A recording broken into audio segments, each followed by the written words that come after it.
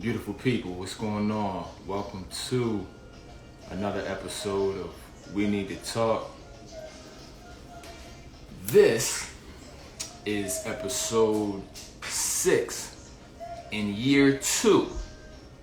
May I reiterate that year 2 means that there has been a straight year of consecutive episodes without any missed days. This is my particular standard. It's something that I hold. I hold myself to because I know a lot of the things that you all are working through, going through. Working to conquer, to counteract. To find yourself on the other side, along with everything that's happening globally, nationally, and even in your own homes and families and friendships. So. The worse the world gets outside, the more dedicated I get to being your countermeasure to be able to not only deal, not only manage, but reach balance, reach up the upper levels of evolution and peak states in mental health, in life purpose, in relationships, as well as physical health. So shout out to all of you guys for tuning in. Tara, what's up? What's going on? Sophia, good to see you. Jess, what's up? Sativa, good to see you again. Trina, what's going on? What's up? So shout out to my replay gang, as you already know. Shout out to everybody who's been tuning in live. What else I gotta say? Shout out to everybody who is a part of the Patreon, my Patreon family. Thank you for being a part of this movement. Again, I've been uploading every night, new material, new content, and some of you I coach directly as well, and it's always a pleasure to do so. So again, if you're interested, it's www.patreon.com/happinessdecoded. For all of my replay people, and for anybody here, you can always just click the link in my bio. Definitely, give it a look, see if there's anything that resonates with you. Again, these are things that, in order to solve, require a lot of work, a lot of consistency, as you can see, a lot of effort, a lot of energy, and a lot of change. As far as we're literally talking about changing subconscious programming. We're talking about changing core beliefs. These things were ingrained age 3, 5, 6, 7. So in order to make these changes and not fall into the trap of, well, time heals all wounds, or I will just take a break from dating and then return, and these things will somehow have changed. This is very important to note that these things take specific targeted effort and specific strategies, and that's something that I offer to you guys. So be sure to click the link in my bio. A lot of great things coming your way. On that note, tonight, shout out to everybody who's joining right now. What's up, Felicia, Miss Strella? How we doing? So tonight, as a segue to what I just mentioned, one of the key areas that we fall short or that we suffer through is abandonment. Tonight's topic is the psychology of abandonment, and how it maneuvers itself into our dating life. And so I'm not somebody who's a dating relationship guru type of person. Like my favorite area is dating and relationships, but I look at it from a holistic view. I don't believe we can just talk relationships because there's so many other things missing. The origins on why you date the way you do begin with your mental health status. Your mental health status largely is dependent on your childhood upbringing and any tragic or traumatic scenarios along your life's journey. So we can't discount that and then go straight into how to communicate, or how to date this way, or keep your standards this way, or if you don't, and here, you know, my mantra and where I source things is, you can't go in to tell somebody to change the way they date and uphold their standards and uphold and enforce boundaries when fear is operating in the background, because you'll never be able to do it long term. You might be able to try it. Okay, I'm gonna use my standards, and then somehow something else slips in, or you end up falling for this person, or abandoning everything you learned, because again, if you don't address that fear mechanism that operates in the background and causes you to act the way you act, you won't be successful in relationships. And what's worse, in a lot of ways, you will sabotage your own success. So let's start at the beginning.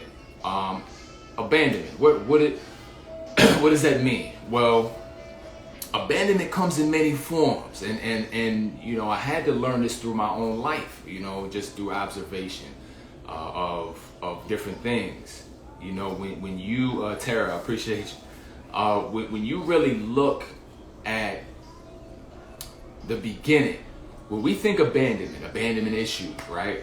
We think, okay, dad wasn't there, mom wasn't there, grandparents, somebody wasn't there out of their own choosing, didn't tend to the family, didn't care, you know, had a secret other family that they went, you know, to tend to or to raise.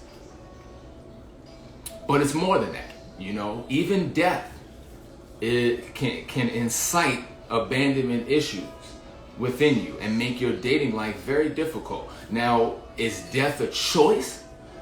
Well, in suicide it is, but in cancer it may not be. An accident it may not be, you know. So, and then, you know, comes the issue of, you know, blended situations. So if you had a stepdad, maybe you know, the biological dad wasn't there, but then the stepdad was there, and then, you know, different things like that. Or you may have had a situation with two parents in the home, which is, you know, for any parents out there, I know this is something that you consider. You may have had two parents in the home who were completely busy and oblivious to your voice, to your desires, to the things that you wanted to accomplish, to cultivating your self-esteem. Maybe that wasn't a priority. So if you are priority zero in a two-parent household, you may think you don't have the right to talk about being abandoned. So you may start to feel like, well, damn, how can I complain about being abandoned in a situation when I had two parents? Well, that's exactly how, because you can neglect a child who's in your own home. You can neglect somebody who's in the same room as you. Just think now. Think of the technological era, right? How many times you've been sitting across from somebody on a date or just friendship gathering, and they're on their phone so much they're not even listening to what you're saying? You think that can't affect you as a child if your parents are otherwise occupied when they should be paying attention to the things that matter to you? These are the beginnings of what we call abandonment issues, you know, in just in pop culture, you know. So when you're in a space early on, when you don't have the ability to properly process what's happening around you, you will start to cultivate or start to develop abandonment issues.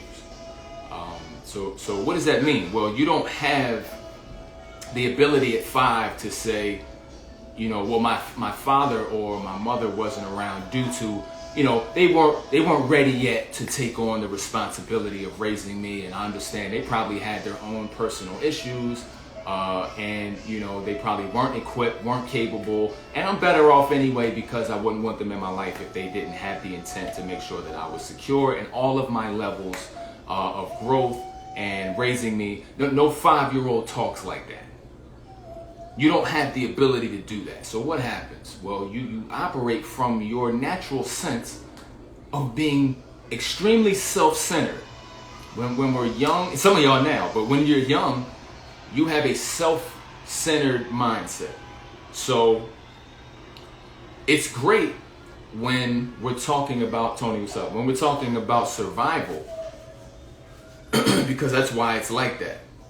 That's why we're designed that way. We have to be crying and have the ability to make sure parents see us and hear us and things like that to get our resources and our needs met. That has to happen. It's good in that sense as far as survival. It's bad when we get treated bad and we attribute it to intrinsic issues, meaning if we get abandoned, we blame ourselves for that.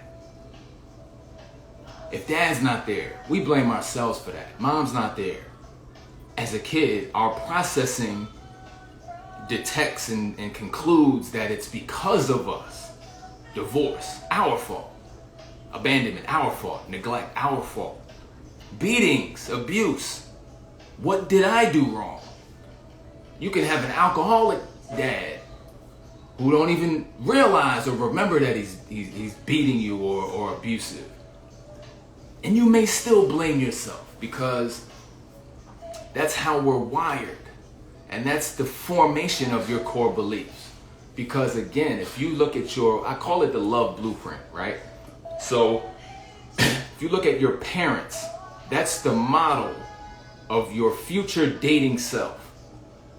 So this is what you see is what you come to expect in your dating life. You see why I can't separate the two? I can't just go dating and be the dating guru guy without pulling in psychology, mental health. This has to come too. Because you're dragging it around anyway. You might as well be aware of it. So that's your love blueprint. So you see two parents, how they interact with each other and how they interact with you is the grounding and the foundation for your future dating self. And I'll explain that as well. So you see a lot of abandonment, you come to expect that, and you come to expect or come to the conclusion that that's what you deserve. And you start to know how to identify someone who will eventually abandon you. And you find yourself drawn to that type of person as you grow up. Now, why would you be drawn to somebody who's going to abandon you? Because you have normalized the abandonment and almost implanted it. You've taken it to heart. Why have you taken it to heart? Because that's how you process as a child. In those younger years, those single-digit years, especially, everything is about you, but everything that goes wrong is your fault. And this is how you interpret.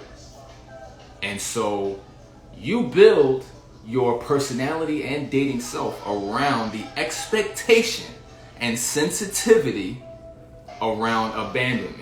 So this would explain why you end up with emotionally distant individuals. This would explain why you find yourself in situationships undefined. I don't know. I'm not, somebody dragging the feet. You may be trying to push somebody into committing or into, you find yourself in that cycle where you just keep somehow attracting people who don't really want to take it there, right?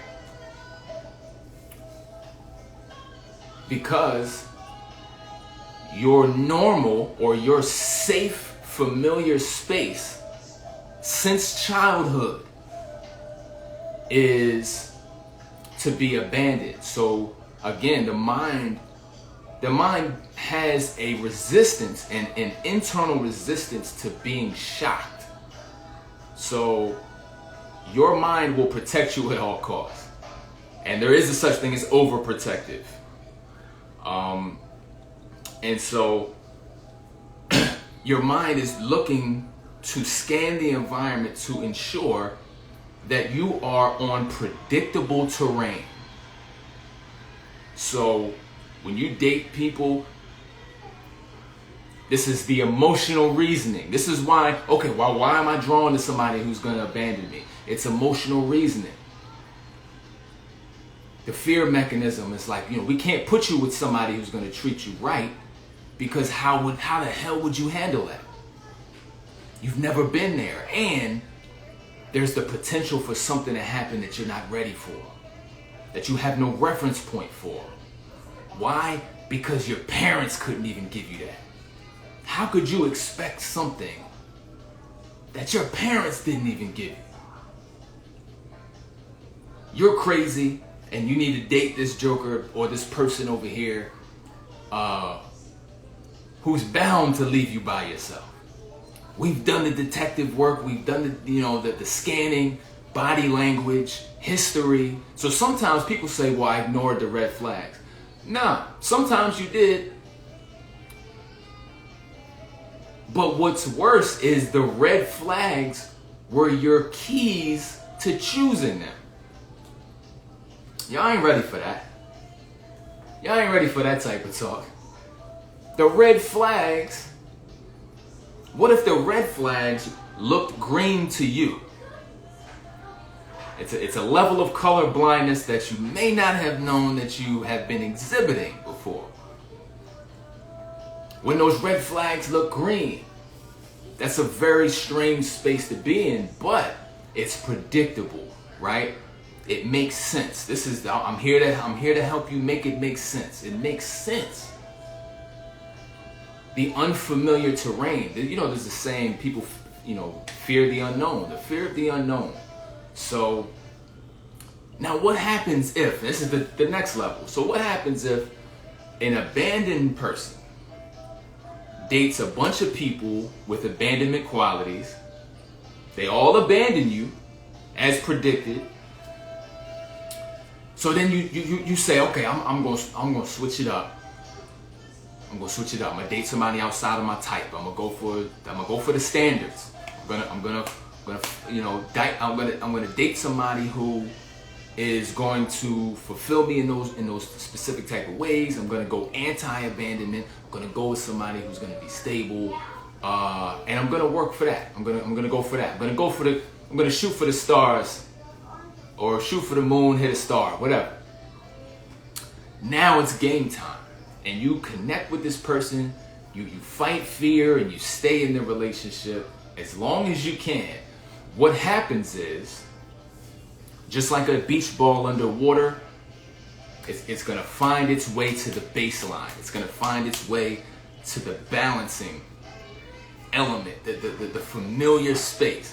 And so how do you do it? You don't have an abandoner. You don't have somebody who's going to leave. You don't have somebody who's shaky with the emotional connection. You don't have anybody afraid of intimacy, right? This person may be leading with the vulnerability, leading with the intimacy, maybe even pushing you and helping you in those areas, in those spaces. It may be helping you to grow in those particular areas. So what happens when you get to that point where you connect with somebody who's scared? In many cases, like I said, with that beach ball analogy, you find yourself in a space where you're going to self-sabotage. So you're going to take a dive. You're going to find a way to ruin the relationship. And let me know in the comments, have any of you, and you might not want to admit this, but if you've ever sabotaged a relationship,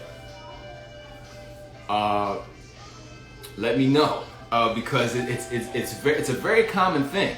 And I will be honest, I have been on the receiving end of someone who was not ready for a complete man, was not ready for somebody to be emotionally intelligent, to be direct, to be vulnerable in communication, to have romance, to have all of these elements that you say you asked for, or a woman would say that they want. And I've been in situations where I've you know, you pull the pin out that grenade and drop it right in the middle. So I've seen it firsthand. I've seen it up close, and I definitely know people who have utilized these different, who fall into this, because again, that fear is a demon when it grows out of control and it operates in the background and causes you to do things out of for lack of a better word, out of fear of the consequences, fear of the unknown. What could happen if I ran into the perfect, not the perfect, but the perfect connection and the right person for my standards, but you may find yourself in a position where you cannot maintain it and you cannot uphold that type of relationship, and you may very well start to drop a grenade in between the two of you and completely ruin the relationship. So this is a very difficult space to be in, because which way do you go? You're not gonna date. You don't want to go the safe route and go the familiar route and be dating people who you know are gonna abandon you. You know that an intimate connection is not a priority, just out of safety, which is unsafe at the end of the day.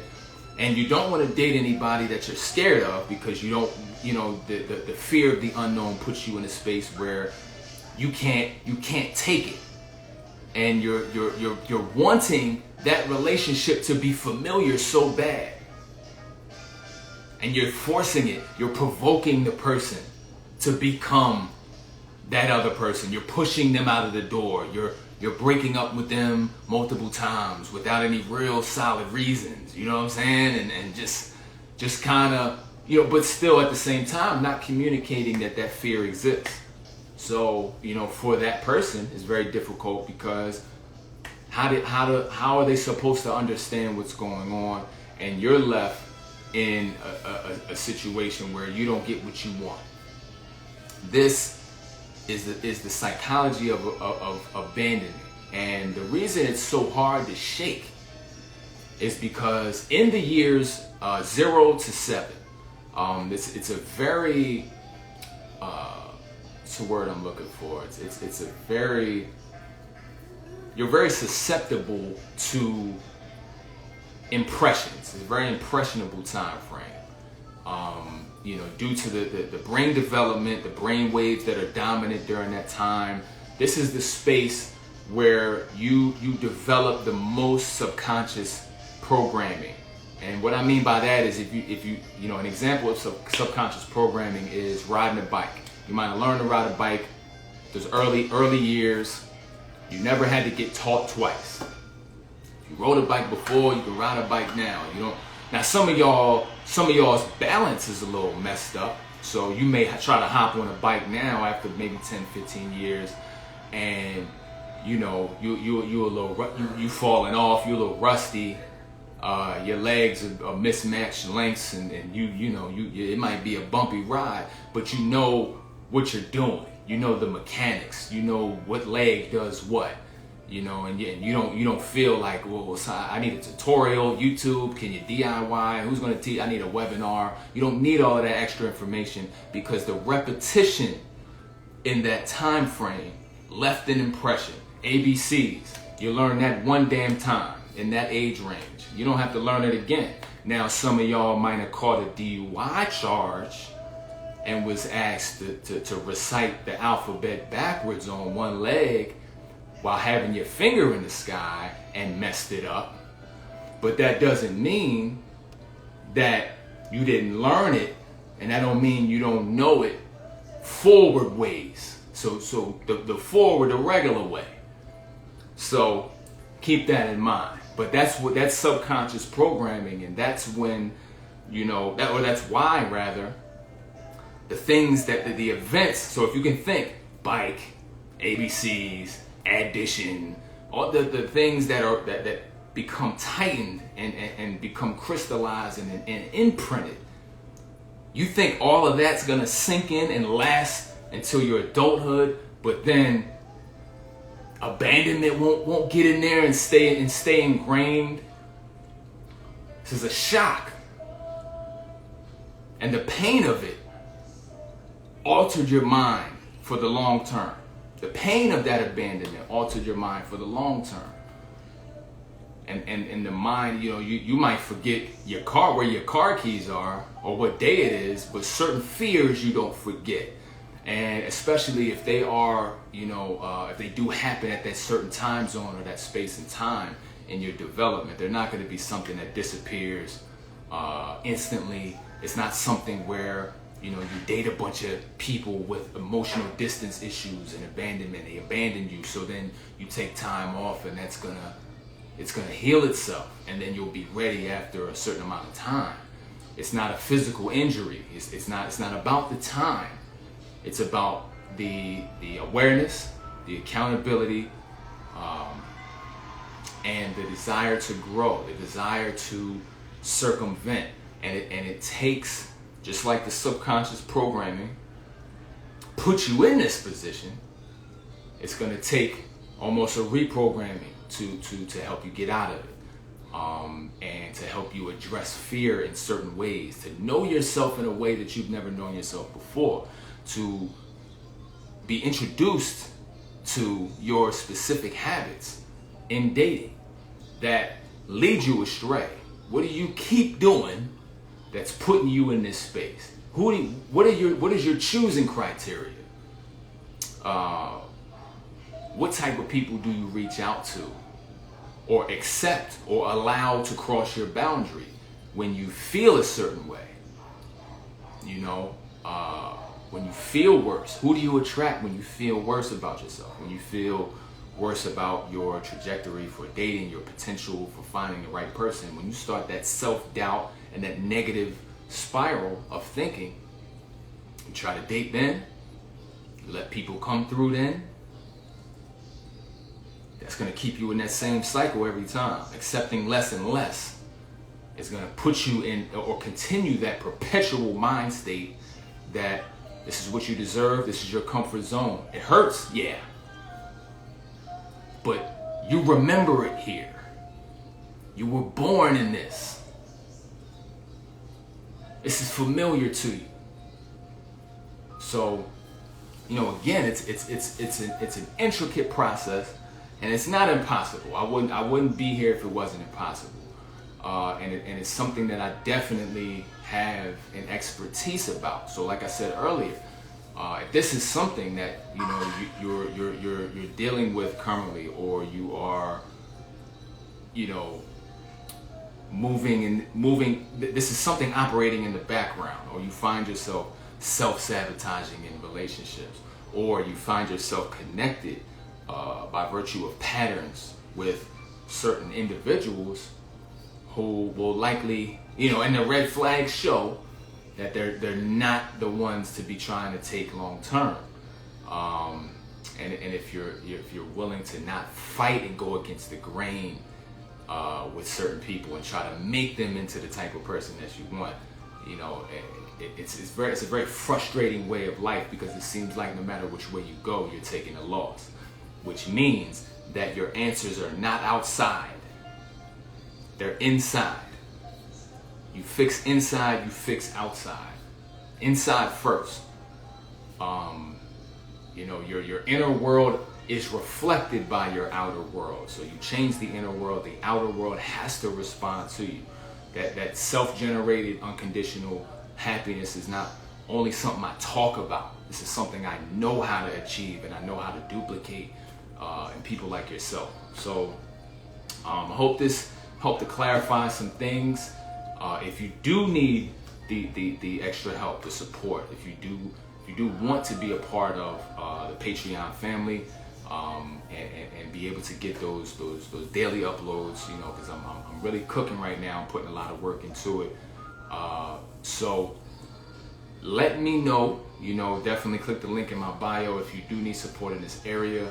I'm happy to help. I'm happy to set up a free Zoom consult with you as well. I can send you my calendar link if you shoot me a DM, and if you want to, you know, just kind of see, you know, what the game plan is, what type of strategies, what you know, how we would, what type of, you know, setup that I could help you with, what type of, you know, routine or direction, or, you know, just basically setting the stage for making this a part of your past. Because the last thing I would want for anybody who's looking for long-term, you know, relationships, or meeting a soulmate, or a healthy, you know, eventually getting married and it being their first and last marriage, the last thing I would want for somebody with those type of goals is to continue to be in a situation where you're constantly stuck in this pattern, in this rotation, because in essence you'll never get to your destination.